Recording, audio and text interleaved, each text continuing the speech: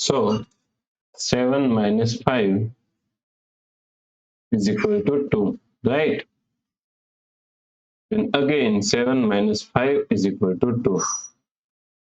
Now 2 multiply 2 is equal to 4. But this answer is not correct. This answer is completely wrong. So now let's solve this problem correctly by using a PEMDAS rule, right? So PEMDAS, PEMDAS.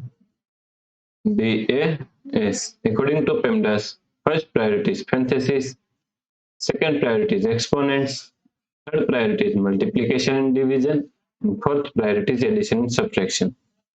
Here multiplication and division both have equal priority, so we have to solve it from left to right. And addition and subtraction also both have equal priority, so we have to solve it from left to right. In this question, here we have one subtraction, here multiplication, and here one parenthesis. So according to PEMDAS rule, first we have to solve parenthesis, right?